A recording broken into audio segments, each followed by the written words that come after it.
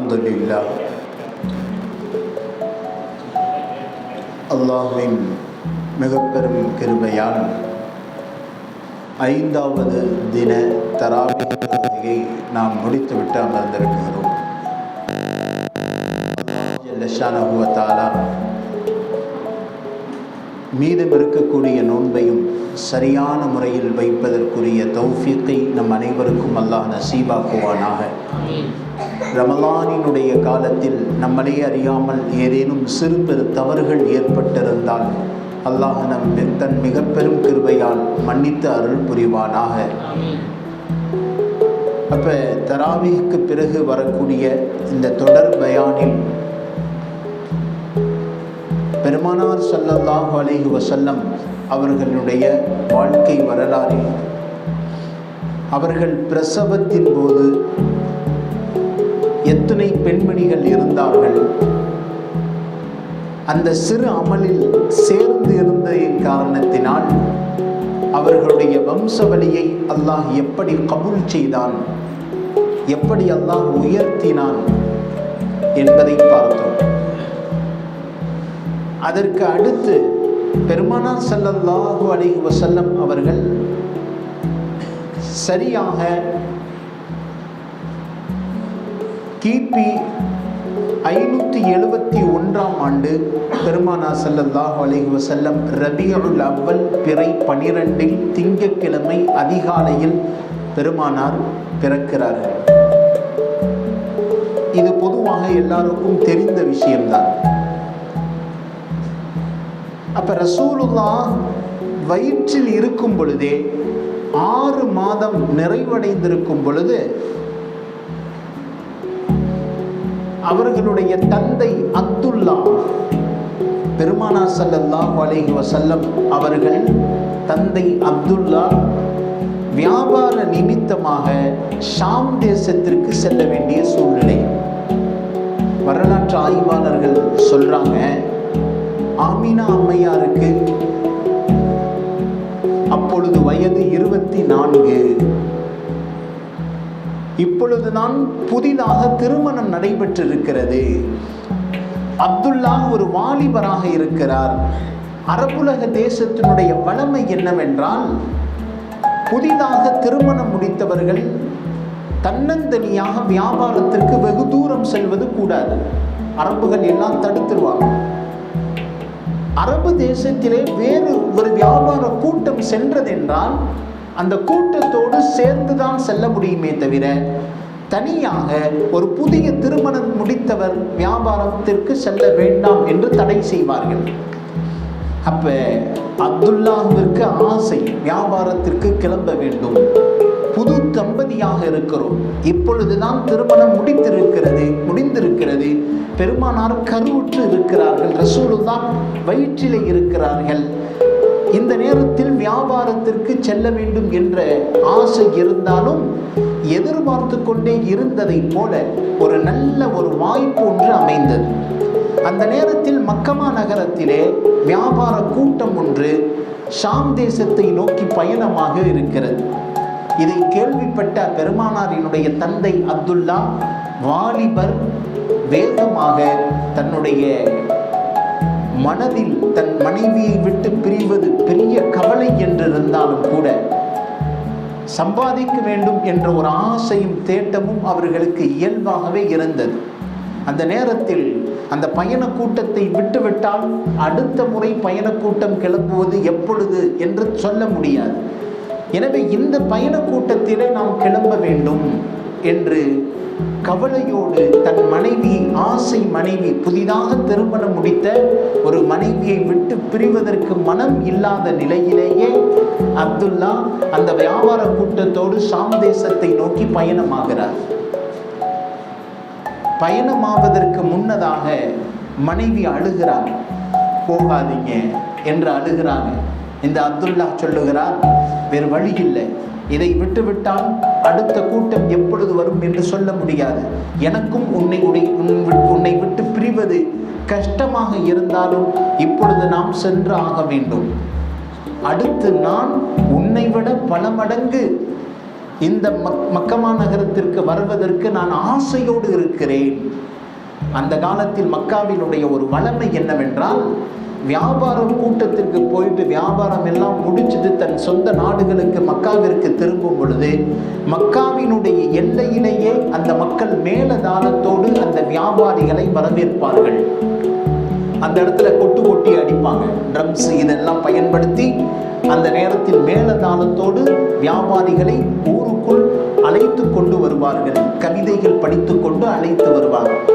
இது அப்துல்லா சொல்றார், எப்பொழுது நான் திரும்பி வருவேனோ நீ மேலதாளத்துடைய சப்தத்தை வீட்டிற்குள்ளே உட்கார்ந்து கேட்கும் பொழுது என்னை அழைப்பதற்காக ஊரினுடைய எல்லைக்கு வந்துவிடு, அங்கு வைத்து நான் உன்னை பார்க்க வேண்டும் என்ற ஆசையோடு இருக்கிறேன். அப்துல்லா தன் மனைவி ஆமினா அம்மையாரிடத்துல சொல்றான். அவர்களும் மனது இல்லை, இருந்தாலும் கணவனை விட்டு பிரிவது பெரிய சிரமமாக கஷ்டமாக இருந்தாலும் எதிர்நோக்கிய நிலையில் தன் கணவனை வழி அனுப்பி வைக்கிறார். ஆமினா அம்மையார் நேராக இந்த வியாபார கூட்டத்தோடு சேர்ந்து சாம்தோசத்தை நோக்கி பயணமாகிறார்கள். அவர்களுடைய அப்துல்லாவினுடைய தந்தை அப்துல் முத்தலிப், இவரும் தனது மகன் பிரியத்திற்குரிய மகனை அனுப்புவதற்கு மனம் இல்லாத நிலையிலேயே மக்காவினுடைய எல்லை புறம் வரைக்கும் வந்து தனது வியாபார கூட்டத்தை அனுப்பி வைக்கிறார்கள். சரி, ஷாம் தேசத்தை நோக்கி வியாபார கூட்டம் சென்றது, நல்ல முறையில் வியாபாரம் செய்தது.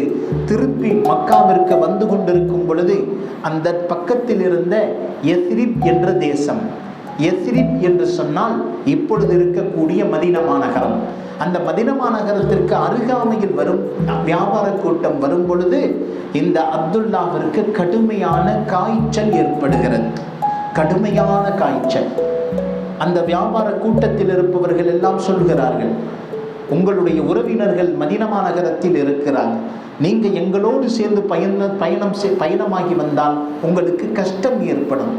எனவே நீங்க கொஞ்ச காலம் மதீனாவில் உறவினர்களுடைய வீட்டில் தங்கியிருங்கள். தங்கியிட்டு இப்பொழுது பிறகு சரியான பிறகு பரிபூர்ணமான சுகம் பெற்ற பிறகு நீங்கள் மக்காவை வந்து சேருங்கள் என்று சொல்லி இந்த கூட்டம் அப்துல்லாவை இங்கு தங்க வைத்து விட்டு பயண கூட்டங்கள் எல்லாம் மக்காவை நோக்கி தன்னுடைய சொந்த ஊர்களுக்கு பயணமாகிறது. எதிர்நோக்கி இருக்கிறார்கள் அன்னை ஆமினா அம்மையார். இந்த விஷயம் அவங்களுக்கு தெரியாது. எதிர்நோக்கி இருக்கிறார். வழக்கம் போல் மேலதாளத்தினுடைய சப்தங்கள் ஆமினா அம்மையாரினுடைய காதுகளை எட்டுகிறது. வேகமாக தன்னை அலங்கரித்து கொண்டு தனது கணவன் இவ்வளவு காலங்கள் பிரிந்திருக்கிறார், அவரை பார்க்க வேண்டும் என்ற ஆசையிலே தன்னை வேகமாக அலங்கரித்து கொண்டு ஊரினுடைய எல்லைப்புறம் வந்து நிற்கிறார்கள் அன்னை ஆமினா அம்மையார்.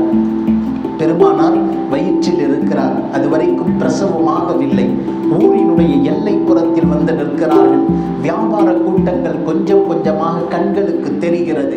கரு நிறத்தில் அருகே வரும் பொழுது மேலதாளத்தினுடைய சப்தங்களும் கீதை படிப்பதனுடைய சப்தங்களும் கவி படிப்பதனுடைய சப்தங்களும் ஒவ்வொரு பிள்ளைகளும் தனது தந்தையை கட்டி அணைத்து முத்தத்தை மழையாய் பொழிந்து தன்னுடைய இல்லங்களுக்கு நீண்ட நாட்களுக்கு பிறகு பார்த்த தனது தந்தையை கட்டி அணைத்து முத்தமிட்டு தங்களுடைய இல்லங்களுக்கு கணவன்மார்களை அழைத்து கொண்டு செல்கிறார்கள் குழந்தைகள். பெண்களும் சந்தோஷமாக தன்னுடைய கணவன்மார்களை அழைத்து தமது இல்லத்திற்கு அழைத்து செல்லும் பொழுது வெகு நேரமாக காத்திருந்தார்கள் அன்னை ஆமினா அம்மையார். காத்திருந்து வெறும் ஏமாற்றம் தான் மிச்சமாய் போனது. அந்த பயணத்தில் வந்த சில வியாபாரிகளுடைய வீட்டில் சென்று அவர் பெருமானார் அப்துல்லாவை பற்றி விசாரிக்கிறார்கள். பிறகு தகவல் சொல்லுகிறார்கள். வரும் வழியிலேயே அப்துல்லாவிற்கு கடுமையான காய்ச்சல் ஏற்பட்டதால் மதீனா நகரத்தில் இருந்த உறவினர்களுடைய வீட்டில் தங்கச் சொல்லிவிட்டு நாங்கள் தான் வந்தோம் என்று சொல்லும் பொழுது இந்த விஷயம் அவர்களுக்கு மிகப்பெரிய பாரமாய் போனது. அவர்களுக்கு தெரியாது, இன்னும் ஓரிரு நாட்களில் இதைவிட மிகப்பெரிய இடியான ஒரு செய்தி வரப்போகிறது என்பது இதுவரைக்கும் ஆமினாவிற்கு தெரியாது. இருந்தாலும் இந்த சின்ன பிரிவை கூட அவர்களால் தாங்கிக் கொள்ள முடியவில்லை. அழுது கொண்டே தங்களுடைய வீட்டிற்கு வருகிறார்கள். 2-3 நாட்கள் கழிந்திருக்கும். இப்பொழுது ஒரு மிகப்பெரிய இடியாய் ஒரு செய்தி ஒன்றை கேள்விப்படுகிறார்கள். யத்ரிபுடைய நகரத்தில் அப்துல்லா காய்ச்சலோடு தங்கியிருந்தவர் அதே உறவினர்களுடைய வீட்டில் வஃபாத்தாகி விட்டார்கள் என்ற செய்தியை அன்னை ஆமினா கேள்விப்படும் பொழுது துடியாய் துடித்து போனார்கள். வரலாற்று ஆசிரியர்கள் எழுதுகிறார்கள், அப்பொழுது அவர்களுக்கு வயது வெறும் 24 தான். இதை அவர்கள் மாத்திரம் துடிக்கவில்லை. அவர்களுடைய தந்தை அப்துல் முத்தலிப் மிகப்பெரிய கவலையில், தோய்ந்த நிலையில், முகம் எல்லாம் அழுத நிலையிலேயே தன்னுடைய உள்ளத்தை சமாளிப்பதற்காக மக்கமா நகரத்திற்கு சென்று மக்காவில் காபாவில் தவாஃப் செய்து கொண்டிருந்தார். அழுத நிலையிலேயே தவாஃப் செய்தார். தன்னுடைய பிள்ளை இப்படி வியாபாரத்திற்காக வேண்டி மனமில்லாமல் சென்று அவர் அதே நிலையிலேயே வஃபாத்தாகி விட்டாரே, திரும்பி வரவில்லை என்பதை நினைத்து மாத்திரம் அவர் அழவில்லை. தன்னுடைய மருமகள் ஆமினா கன்னிப்பெண், சிறு வயது, இன்னும் வாழ்ந்து முடிக்கவில்லை. அதற்குள் அவருக்கு கணவன் இல்லாத ஒரு விதவையாய் தன் கண் கொண்டு பார்க்க முடியவில்லையே என்பதை நினைத்து அப்துல் முத்தலிப் வெம்பி வெம்பி அழுது கொண்டிருக்கிறார். அழுது கொண்டே இருக்கிறார். காபாவை சுற்றி சுற்றி வருகிறார். ஆறுதல் சொல்வதற்கு ஆள் இல்லை. எந்த அளவிற்கு அப்துல் முத்தலிப் உறுதியானவர் வரலாற்று ஆசிரியர்கள் பதிவு செய்கிறார்கள். அப்துல் முத்தலிப் ஈமானிலேயும் உறுதிமிக்கவர். மக்காவில் உயர்ந்த தலைவர்களிலேயும் அப்துல் முத்தலிப் மிக கண்ணியமானவர். காரணம், இவர்களை அல்லாஹ் குர்ஆனிலும் சொல்லி காட்டுகிறார். அலம் தர கைஃப ஃபஅல ரப்புக் பி அஸ்ஹாபில் ஃபீல். அப்துல்லா வியாபார கூட்டத்திற்கு போயிட்டு திரும்பி வருவார் என்பதற்காக எதிர்நோக்கி அன்னை ஆமினா அம்மையார் ஒரு மலைக்குன்றின் ஏறி நின்று எதிர்பார்த்ததை பெருமானா ஸல்லல்லாஹு அலைஹி வஸல்லம் அவர்களை பற்றி அல்லாஹ் இந்த சூறாவில் சொல்லி காட்டுகிறார். அலம் தர கைஃப ஃபஅல ரப்புக் பி அஸ்ஹாபில் ஃபீல். எந்த அளவுக்கு பெருமானாரினுடைய பாட்டனார் அப்துல் முத்தலிப் ஈமானில் உறுதியானவர் என்று சொன்னால், அந்த காலகட்டத்தில் யமன் தேசத்தினுடைய மன்னர் ஒருவர் இருந்தார். அவர் பெயர் ஆப்ரஹா. அந்த யமன் தேசத்து மன்னர் வேகமாக காபாவை படையெடுத்து வந்து காபாவை இடிப்பதற்காக படையெடுத்து வருகிறார். அவர் இடிப்பதற்குரிய நோக்கம் என்னவென்றால், நான் கட்டிய ஆலயத்தை யாரும் வந்து வணங்குவதில்லை, அந்த ஆலயத்தின் பக்கம் யாரும் நெருங்குவதில்லை, அங்கு வர வேண்டும் என்றால் இந்த காபா முதல்ல இல்லாம இருக்கும். அப்படி இருந்தால் தான் மக்கள் நான் கட்டிய ஆலயத்திற்கு வருவார்கள். அப்ப இந்த ஆலயத்தை உயர்த்த வேண்டும் என்றால் காபாவை இடிக்க வேண்டும் என்று ஒரு கண்கணம் கட்டிக்கொண்டு தனது பெரிய யானைப்படையை அவர் திரட்டுகிறார். மிகப்பெரிய யானைப்படையோடு அரஃபாவுடைய மைதானத்தில் வந்து நிற்கிறார். வந்து நின்று அவர் மக்காவினுடைய மன்னர்களை தன்னை வந்து சந்திக்க வேண்டும், என்ன செய்வது திட்டம் தீட்டுகிறார். அரஃபாவினுடைய மைதானங்களில் மேய்ந்து கொண்டிருக்கக்கூடிய ஒட்டகைகளை எல்லாம் ஃபுல்லா வந்து கடத்தி கொண்டு தன்னுடைய யானைப்படைக்கு அருகாமையில் நிற்பாட்டுகிறார். ஒட்டகைகளை மேய்த்து கொண்டிருந்த அப்துல் முத்தலிப் வேகமாக ஆபிரகாம் மன்னரிடத்தில் வந்து சொல்லுகிறார், என்னுடைய ஒட்டகையை கொடுத்துருங்க, அமைதியாக பிரச்சனை ஏதும் பண்ணாமல் என்னுடைய ஒட்டகையை நீங்கள் கொடுத்து விடுங்கள் என்று சொல்ல ஆபிரகாம் சிரித்தான். இது என்ன ஆச்சரியமாக இருக்கிறது, நான் காபாவை இடிப்பதற்காக வேண்டி வந்திருக்கிறேன், உங்களுடைய புனித ஸ்தலத்தை இடிக்க நான் வந்திருக்கிறேன், ஆனா நீ உன்னுடைய அற்ப ஒட்டகத்தை கேட்கிறாயே என்று சொல்லும் பொழுது அப்துல் முத்தலிப் பயன்படுத்திய வார்த்தை வரலாற்று ஆசிரியர்கள் பதிவு செய்கிறார்கள். இந்த ஒட்டகம் எனக்குரியது, எனவே அதை நான் மீட்டுக் கொள்ளக்கூடிய பொறுப்பு என்னை சார்ந்தது. காபா அல்லாஹ்விற்குரியது, அந்த காபாவை இடிக்க வந்தவனை அழிக்கும் பொறுப்பு அல்லாஹ்வை சார்ந்தது. எனவே என்னுடைய ஒட்டகத்தை நீ என்னிடத்தில் கொடுத்து விடு என்று சொல்லும் பொழுது ஆபிரகாம் சிரித்தான். என்னை உங்க அல்லாஹ் என்ன செய்து விட போகிறான்? ஆபிரகாம் அந்த மன்னர் சிரித்ததை பதிவு செய்கிறான். ஒரு வழியாக ஒட்டகத்தை பெற்றுக்கொண்டு அப்துல் முத்தலிப் தன்னுடைய இல்லத்திற்கு திரும்பி விடுகிறார். உடனே ஆபிரகாம் கோபத்திலேயே தன்னுடைய யானை படையை எடுத்துக்கொண்டு காபாவை இடிப்பதற்காக வேண்டி வருகிறார். அல்லாஹ் ஜல்ல ஷானஹு வ தஆலா அபாபில் என்னும் சிட்டுக்குருவி, பார்ப்பதற்கு சிட்டுக்குருவியை கூட உடல் சின்னதாக, வாய் சற்று நீளமானதாக இருக்கும். அதனுடைய தோற்றம் இப்படித்தான். இப்பொழுதும் இந்த பறவை அபாபில் காபாவில் இருப்பதாக பார்க்கிறார். ஹஜ்ஜுக்கு செல்பவர்கள் பார்த்து விட்டு வர்றார். அதனுடைய தோற்றம் இப்படித்தான். அதனுடைய அழகு நீளமானதாக இருக்கும். உடல் சிட்டுக்குருவியை விட மிக சின்னதாக இருக்கும். அல்லாஹ் சொல்லுகிறான், நான் தான் அலம் தர கைஃப ஃபஅல ரப்புக பி அஸ்ஹாபில் ஃபீல் அலம் யஜஅல் கைதஹும் ஃபீ தضلீல் வ அர்ஸல அலைஹிம். இந்த அபாபீல் என்னும் பறவையை அவர்கள் மீது நாம் தான் அனுப்பி வைத்தோம். கரும் மேகத்தை போல அந்த சிட்டுக்குருவிகள் வந்தடைந்தது. அந்த ஆபிரகாம் நினைத்தான், ஏதோ மழை பெய்ய போகுது போல என்று நினைத்து வானத்தின் பக்கம் பார்க்கிறான். சிட்டுக்குருவிகள் கடுமையான கூட்டத்தில் வந்து அல்லாஹ்வினுடைய கட்டளை அல்லாஹ் அவன் பக்கம் அனுப்பி வைத்தான். அது என்ன செஞ்சிச்சு? ஒன்றுமில்லை. தஃப்சீர் விரிவுரையில் எழுதுகிறார்கள், அந்த நேரத்தில் சிட்டுக்குருவி தன்னுடைய சின்ன அழகினால், சுண்டு அழகினால் கடுகை விட சின்ன கற்களை எடுத்துக்கொண்டு வந்தது. கடுகை விட சின்ன கற்களை எடுத்துக்கொண்டு அந்த சிட்டுக்குருவி ஒவ்வொரு யானையினுடைய பாகன் மீதும் எரிந்தது. கொண்டு வந்து போட்டுச்சு, அவ்வளவுதான். இந்த கடுகை விட சிறிய கல் ஒரு யானையுடைய பாகன் மீது விழுந்து அது எவ்வளவு பெரிய தாக்கத்தை ஏற்படுத்த போகிறது என்று நாம் நினைக்கலாம்.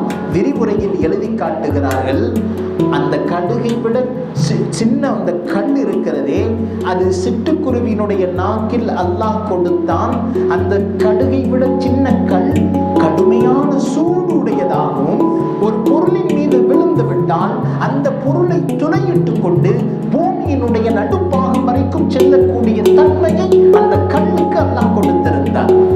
அந்த சிட்டுக்குருவி ஒவ்வொரு நபரினுடைய எழுதப்பட்ட ஒவ்வொரு நபரினுடைய தலையின் மீது போட்டது. அந்த பாகனுடைய தலையின் மீது விழுந்த அந்த பொடிக்கல் பூமியை வந்து அடைந்து பூமிக்குள் சென்றதாக வரலாற்றில் பதிவு செய்கிறார். பூமிக்குள் சென்றது. யோசித்து பார்க்கணும். ஒரு நபருடைய தலையில் கல் விழுந்து உடலை அடைந்து உடலை விட்டு வெளியே கீழே விழுந்து அதற்கு மேல் இருந்த யானையினுடைய உடலை அடைந்து யானையினுடைய உடல் முழுவதும் கீழே சென்று அது பூமியை வந்து அடைந்தால் அவர் இருப்பாரா? ஒரு கல்லுக்கு 2 கல்லு மாத்திரமல்ல, ஒரு நபரின் மீது ஒரு 100 கல்லு விழுந்தால் என்ன ஆகும்? அல்லாஹ் சொல்லுகிறார், فأرسل عليهم طيرا أبابيل ترميهم بحجارة من سجيل. அந்த யானை படையின் மீது இந்த சிட்டுக்குருவிகள் நாம் இட்ட கட்டளையின்படி அது கற்களை வீசியது. மென்று துப்பப்பட்ட வைக்கோலை போல அந்த யானை படை சின்ன பின்னமானதை நபியே நீ பார்க்கவில்லையா? அல்லாஹ் கேட்கிறார். ஒரு மாடு வைக்கோலை மென்று துப்புனா எப்படி அந்த வைக்கோல் இருக்குமோ அதுபோல் அந்த யானை படை சின்ன பின்னமானதை நபியே நீ பார்க்கவில்லையா கேட்கிறார். இந்த இடத்துல நாம் யோசித்து பார்க்கிறோம், ரசூலுல்லாஹ் இன்னும் பிறக்கவே இல்லை, தாயின் வயிற்றில் தான் இருக்கிறார்கள். தாய் ஆமினா தன்னுடைய கணவர் வியாபார சாந்தேசத்திலிருந்து வருவார் என்று மலைக்குன்றின் மீது பார்த்து கொண்டிருந்ததை, அந்த நேரத்தில் நிகழ்ந்த சம்பவத்தை அல்லாஹ் சொல்லுகிறான், நபியை நீ பார்க்கவில்லையா? விரிவுரையாளர்கள் சொல்றாங்க, இதுல ஒரு கர்ப்பிணி பெண் தான் எதை பார்த்தாலும் வயிற்றில் இருக்கக்கூடிய குழந்தை அதை கிரகிக்கிறது. ஒரு தாய் பார்க்கிறார், உண்மைதான், ஆனால் வயிற்றில் இருக்கக்கூடிய குழந்தை விளங்குகிறது. இதற்காக வேண்டிதான் யார் யாரெல்லாம் கர்ப்ப நிலையில் இருக்கிறார்களோ அவர்கள் அல் குர்ஆனை ஓத வேண்டும். கர்ப்ப நிலையில் இருக்கக்கூடிய எத்துணை தாய்மார்கள் இன்றைக்கு டிவி முன்னால் நாடகங்களை, டெலிவிஷன்களை, பாட்டுக்களை, ராகங்களை, இசைகளை கேட்டுக்கொண்டு அந்த குழந்தை, அந்த சிசுவினுடைய வாழ்க்கையை இப்பொழுதிருந்தே சைத்தானுடைய சிந்தனை தூண்டக்கூடியவர்களாக மாற்றுகிறார்கள். அது நாம் தான். ஸஹாக் ரஹ்மத்துல்லாஹி அலைஹி பிறந்த உடனே ஒரு நாள் பேசக்கூடிய 4 வருடத்தில் அல் குர்ஆனை ஓதியவர்களாக வந்தார்கள். வரலாறு பேசும். ஏன் தெரியுமா? வயிற்றில் இருக்கும் பொழுது அவர்களுடைய தாய் அல் குர்ஆனை ஓதிக்கொண்டே இருப்பதை தன்னுடைய காதுகளால் கேட்டுக்கொண்டே இருந்தார். எப்பொழுது பிரசவமானதோ அந்த குழந்தையினுடைய பேச்சு ஆரம்பிக்கும் பொழுது அந்த குழந்தை அல் குர்ஆனை ஓதியது. வரலாற்று உண்மை. அப்ப நாம் யோசிக்கிறோம், ரசூலுல்லாஹி ஸல்லல்லாஹு அலைஹி வஸல்லம் அவர்களை பார்த்து அல்லாஹ் கேட்கிறான், யானை படையை வைத்து அழித்ததை நீங்கள் பார்க்கவில்லையா? அது பெருமானார் பார்க்கவில்லை, அன்னை ஆமினா பார்த்ததை அல்லாஹ் ரசூலுல்லாஹ் பார்த்ததை போலவே சொல்லுகிறான். இதனுடைய மிக முக்கியமான நுணுக்கம் இதுதான். ஒவ்வொரு தாய்மார்களும் பிரசவத்துடைய நேரத்தில் அல் குர்ஆனை ஓதுவது, ஒவ்வொரு நேம தொழுகைகளை தொழ வேண்டும் என்று கிதாபுகளில் எழுதி காட்டுகிறார்கள். எனவே அடுத்தடுத்து என்ன நிகழ்ந்தது? பெருமானார் ஸல்லல்லாஹு அலைஹி வஸல்லம் அவர்கள் பிரசவத்திற்கு பிறகு என்னென்ன விஷயங்கள் எல்லாம் நிகழ்ந்தது என்பதை இன்ஷா அல்லாஹ் நாளை பார்ப்போம். அல்லாஹ் ஜல்ல ஷானஹு வ தஆலா எதை சொன்னோமோ எதை கேட்டோமோ அதன்படி அமல் செய்வதற்கு நம்